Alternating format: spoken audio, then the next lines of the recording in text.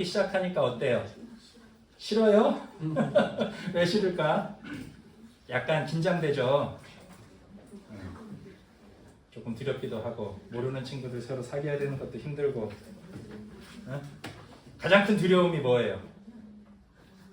아까 우리 찬송할 때 두려움의 멍에 벗네 난 주의 자녀라 찬송했는데 학생분들 제일 큰 두려움이 뭘까 생각해봤어요. 뭐가 제일 두려워요? 학업? 공부가 제일 두렵구나. 공부는 근데 막 걱정돼서 막 열심히 한다고 잘 돼요? 안 돼요? 잘 안 되죠. 그거보다 새학기 때 제일 두려운 거 친구. 제가 어제가 아니고 그저께구나. 금요일 밤에 뭐가 열렸느냐. 더 글로리라는 넷플릭스 드라마가 시즌 2가 시작됐어요. 그래서 밤새 그걸 봤어요. 의무감을 가지고 숙제하듯이 봤어. 왜 숙제하듯이 그 드라마를 봤느냐? 우리 중고등부 학생들은 아직 못 보죠. 미성년자 관람 불가라.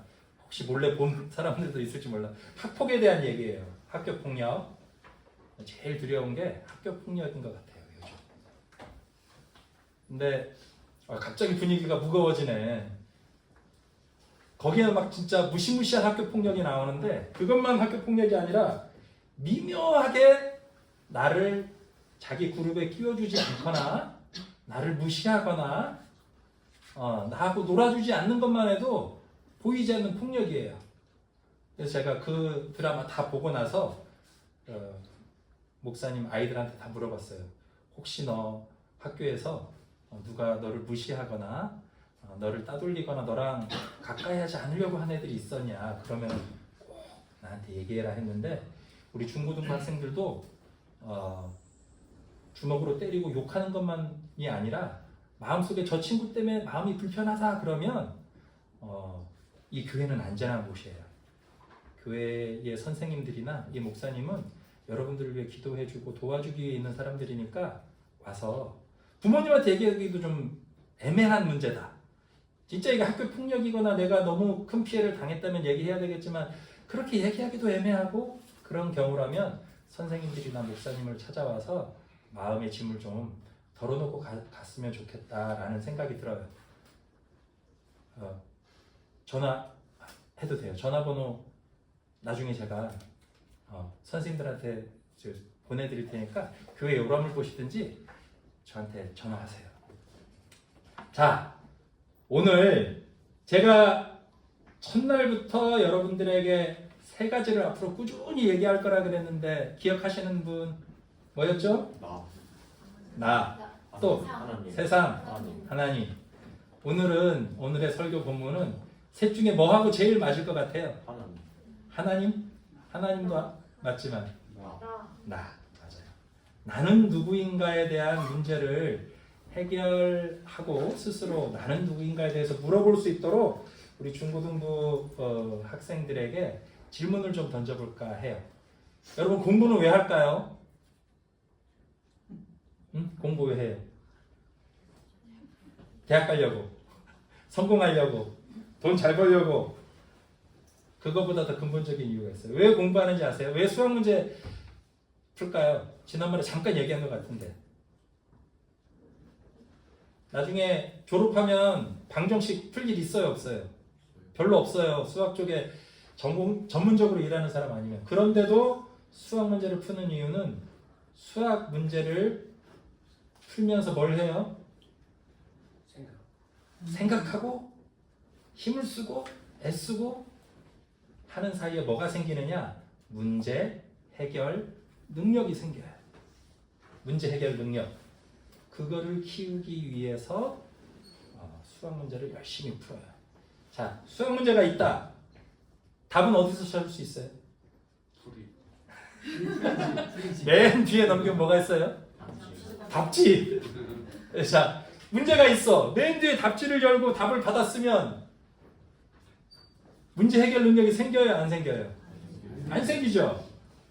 답지를 보지 않고 끊임없이 문제를 보고 풀어보면서 뭐가 생기느냐? 문제 해결에 대한 능력. 네. 근육을 키우듯이 문제 해결 능력을 키우는 거예요. 자, 여러분들이 인생에서 여러 가지 문제를 만날 거예요. 지금 학생이니까 많은 문제를, 고통을 많이 당하진 않아요. 제일 힘든 게 뭐 공부하는 거, 친구들과의 관계는 많이 힘든데 살면서 더 어려운 문제들을 많이 만날 거예요. 왜 문제를 하나님이 우리에게 주실까? 생각해 보세요. 수학 문제를 왜 선생님이 수학 문제를 왜 준다고요? 문제 해결 능력을 키우라고. 삶에 생기는 문제들도 똑같아요. 여러분들이 그 문제를 통해 문제 해결 능력을 키우는 거예요. 자, 신앙에도 답은 있어요. 신앙의 정답 어디 보면은 신앙의 정답 찾을 수 있을까요? 성경. 더 이거를 요약해서 압축한 것들이 있어요. 뭐요? 사도신경, 교리문답 이런 거 보면 답이 다 있어요. 그 안에 나는 누굴까요? 하나님의 자녀다. 이게 정답이에요.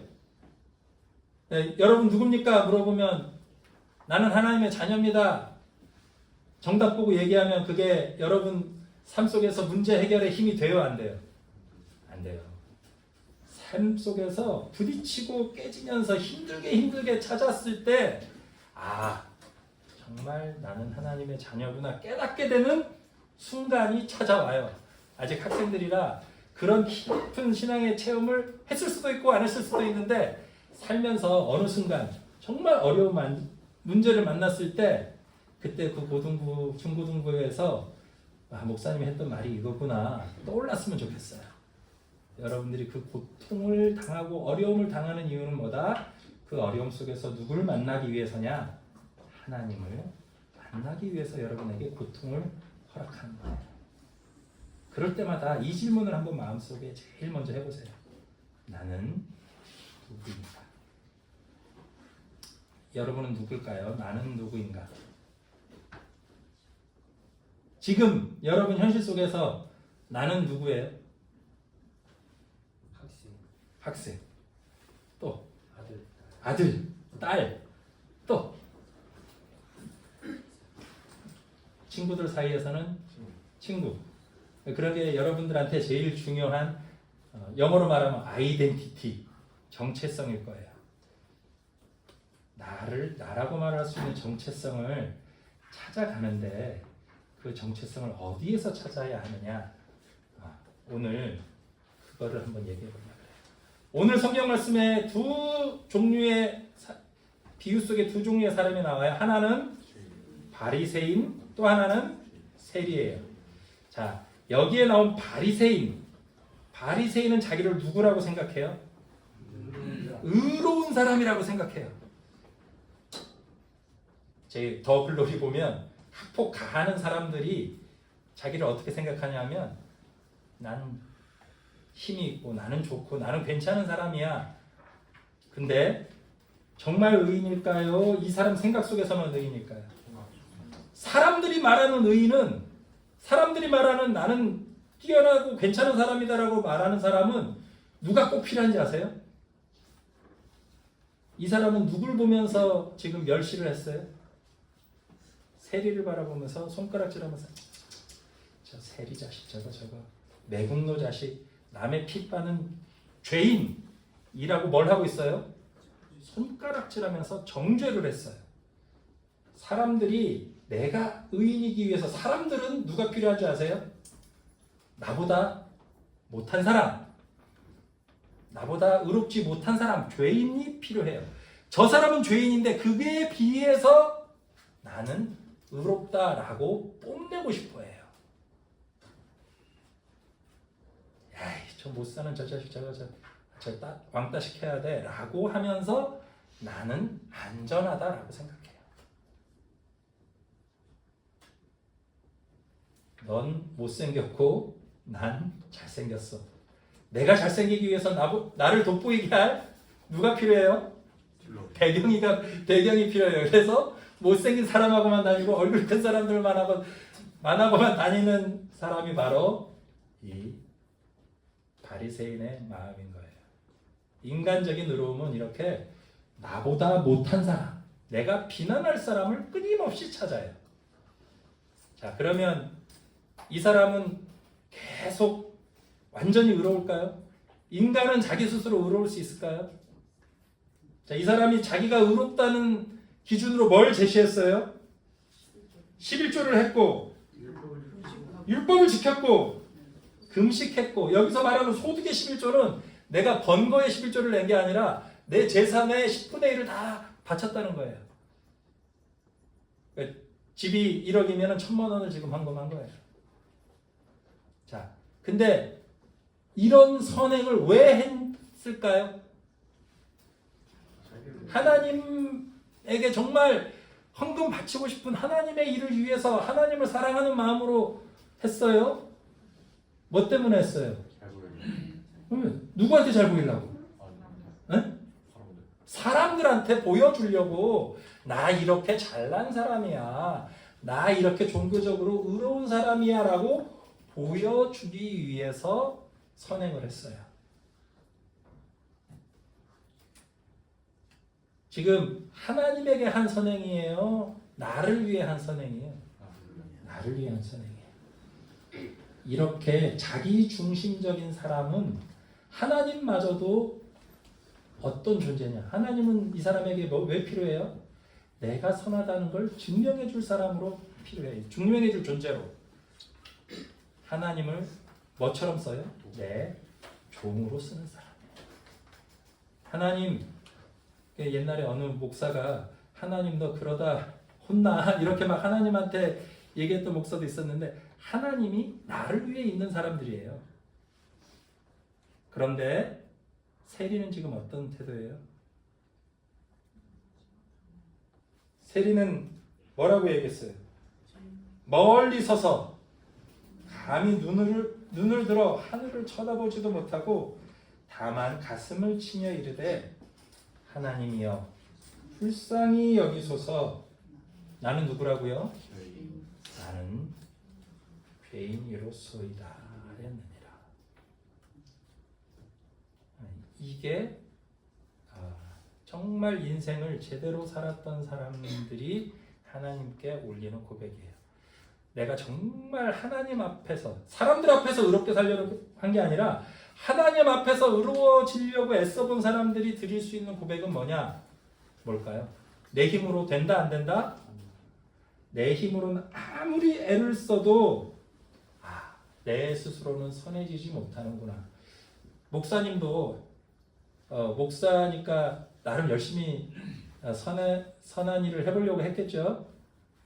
근데 참 사람 마음은 간사해요. 미묘해요. 마음속에 나도 모르는 순간 뭐가 생기는지 아세요? 요 바리새인의 마음이 생겨요. 내가 이만큼이나 했는데 나 괜찮은 인간이지. 이것도 했고 저것도 했는데 순식간에 그런 마음이 들어와요. 그래서 어떤 때는 선한 일을 하는 것보다 정말 좌절하는 게 나을 수도 있어요. 자, 여기서 요 바리새인과 세리 요 두 명의 얘기를 하고 있는데, 어서 좀 비슷한 이 컨셉의 이야기를 들어본 적 없어요? 이 누가복음에 있는 건데 탕자의 비유 기억나요? 탕자의 비유에 나오는 작은 아들과 큰 아들의 모습이 똑같아요. 탕자의 비유 읽어본 사람 다 기억해요? 네. 아버지 재산을 가지고 나가서 작은 아들이 다 술 먹고 여자들하고 다 날려먹어요. 그런데 그때 뭐가 떠올랐어요? 이대로는 내가 죽겠구나. 어디로 가야 되겠다? 아버지 집으로 돌아가야 되겠구나. 작은 아들이 고백해요. 그때 자기는 가서 뭘 해야 되겠다고 생각하냐 하면, 난 돌아가서 아버지 종이라도 돼야 되겠다. 그러면 밥은 주겠지 하고 돌아가요. 지금 누구 마음하고 작은 아들 마음이 비슷해요? 세리의 마음. 난 죄인이야. 내 힘으로는 안 돼. 난 좌절했어. 난 실패했어. 라고 느끼는 작은 아들의 마음과 세리의 마음이 바로 겸손한 마음이에요. 그 이야기에 나오는 큰 아들의 마음은 뭐예요? 바리새인의 마음이에요. 내가 이만큼이나 했는데 아버지 집에서 이렇게 애쓰고 날마다 아버지 재산 늘리기 위해서 애를 썼는데 난 당당하지. 내가 재산 받을 만하지. 라는 마음. 그 마음의 뿌리에는 뭐가 있냐면 교만한 마음이 있어요. 자, 하나님께 돌아가는 마음은 뭐냐? 내 힘으로는 안 됩니다. 라고 얘기하는 겸손한 마음만이 하나님께 돌아가요. 그때 하나님을 나의 종으로 부리는 게 아니라 어떻게 돼요? 내가 하나님의 종이 될 수 있어요. 근데 하나님은 나를 뭐라고 불러줘요? 너는 내 아들이다. 너는 내 딸이다. 라고 불러줘요. 아닙니다. 나는 죄인입니다. 나는 종입니다. 라고 고백하는 그 마음으로 하나님께 나아갈 때 아니야. 너는 내 아들이야. 내가 사랑하는 온 세상을 주고서라도 내가 구원하길 소망하는 가장 세상에서 소중한 존재야. 라고 하나님이 말씀해 주는 거예요. 내 스스로 나는 너무 대단하고 나는 너무 소중하고 나는 뛰어난 사람이고 나는 세상에서 제일이야 라고 말하는 동안에는 누가 끼어들 틈이 없느냐? 하나님의 사랑이 우리 안에 들어올 수가 없어요. 왜? 내가 내 왕자에 가득 차 있기 때문에 그래요. 이 사람이 지은 집은 아까 우리 찬양할 때 뭘 지어야 된다고 그랬어요? 성전을 짓는다고 그랬죠? 이렇게 나로 가득 찬 사람들이 짓는 건 뭘까요? 그건 궁전. 왕궁이에요, 왕궁. 거기에 누가 앉아요? 왕좌의 가운데. 왕궁의 제일 가운데 중심에는 뭐가 있느냐? 왕자가 있는데 그 왕자에는 누가 앉아요? 왕. 누가 왕이에요? 이 사람들이 만든 왕국에. 자기 자신. 내가 최고야. 이 세상 모든 것은 다 나를 위해 존재하는 거야. 아빠도 나를 위해 봉사해야 되고 세상도 나를 위해 봉사해야 되고 친구들도 다 내 마음대로 나를 위해 해야 돼. 그러니까 뭘 할 수 있어요? 학폭도 하고 다른 사람들을 착취할 수 있는 거예요. 그런 사람들 마음 중심에는 나밖에 없어요. 근데 성전을 짓는 사람들의 마음 중심에는 누가 있어요? 하나님. 교회 중심에는 뭐가 있어요? 십자가가 있어요. 십자가는 뭐냐? 예수님이 우리를 위해 표현하신 사랑의 상징이잖아요. 우리를 위해 대신 죽어주신 예수님이 그 마음 가운데 있어. 모든 이를 만날 때마다 예수님이라면 어떻게 했을까? 예수님이라면 어떻게 했을까? 예수님의 사랑은 무엇일까? 묻는 사람이 바로 성전을 짓는 사람이에요. 자, 젊은 시절에는, 학생 시절에는 열심히 뭘 하느냐? 공부도 하고 열심히 무언가 해가지고 자꾸 마음속에 무언가를 하나하나 이렇게 세워나가는 시절이에요. 세워나가되 그 여러분들이 세운 여러분의 삶이라는 건물을 뭐를 만들지 날마다 돌아봐야 돼요. 내 마음 중심에 누가 있는지. 응? 내가 영광을 받으려고 열심히 살고 있는 건지 하나님께 영광을 돌리기 위해 살고 있는 건지. 나의 영광을 위해 살지 않으려고 아무것도 안 하면 돼요, 안 돼요? 뭔가 열심히 만들어야 돼. 근데 그 중심에 누가 있는지를 열심히 봐야 돼요. 열심히 여러분 사세요. 근데 그 열심히 사는 거의 목적이 뭐냐? 하나님께 영광을 돌리는 거예요. 자, 오늘 말씀을 정리해 볼게요. 오늘 나는 누구인가에 대한 질문을 여러분들에게 던졌어요. 여러분은 누굽니까? 오늘 설교 들으면서 하나님의 자녀.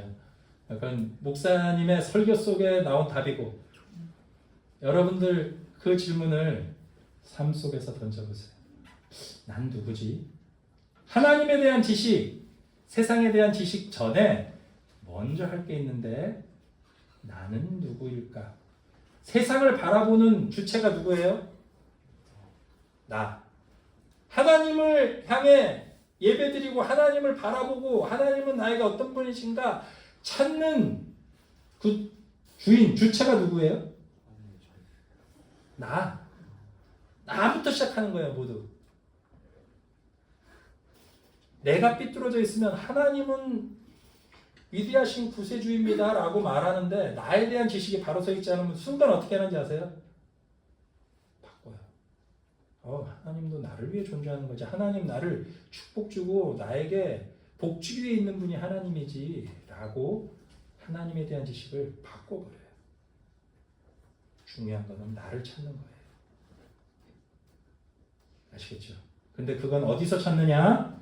여러분 삶 속에서, 경험 속에서 어려운 순간에 부딪히면서 깨지면서 열심히 찾아보는 게 무엇이냐? 나는 누구인가입니다. 자,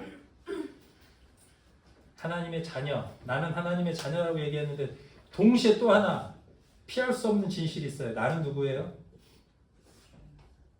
동전의 양면처럼 동전의 앞면이 하나님의 자녀다라면 나는 죄인이다.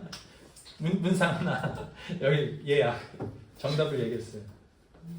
나는 죄인이에요. 동시에 죄인이지만 하나님 자녀예요. 나는 죄인입니다 할 때는 되게 마음이 무거워. 하나님의 자녀입니다 할 때는 가벼워. 하지만 두 가지 모두 진실이에요. 모순된 것 같지만 진실이에요. 작은 아들, 탕자가 돼서 아버지 집을 떠났다가 돌아온 아들, 그게 우리의 모습이에요. 죄인이면서 동시에 아버지에게 용납받은 죄인, 하나님 자녀, 그게 우리 모습이에요. 그래서 우리 삶 속에서 나를 발견해야 돼. 아, 내가 또 이렇게 교만한 모습에 빠졌구나. 내가 또 이런 죄의 모습에 빠졌구나를 알아차리고, 알아차리면 어떻게 해야 돼요? 하나님께 내 모습을 열어야 돼요. 하나님이 이런 마음이 들었어요. 이런 행동을 했어요. 라고 마음을 열어드리고 보여드리는 게 우리의 하나님 자녀된, 죄인이면서 동시에 하나님 자녀된 우리가 해야 할 일입니다. 우리가 의로워질 수 있는 유일한 길은 내 힘으로 되는 게 아니에요. 유일한 길은 뭘까요? 하나님께 돌아갔을 때 의로워질 수 있어요. 세상 사람들은 자기 스스로 의로워지려고 그래. 그래서 누가 필요하다고요? 아까 얘기할 때 나보다 못한 사람을 자꾸 만들어. 죄인을 만들어요. 비난할 사람을 만들어요. 근데 하나님에게는 돌아가면 하나님은 우리를 있는 그대로 의인이다. 너는 괜찮다. 내가 너를 사랑한다라고 회복시켜주고 사랑으로 품어줍니다.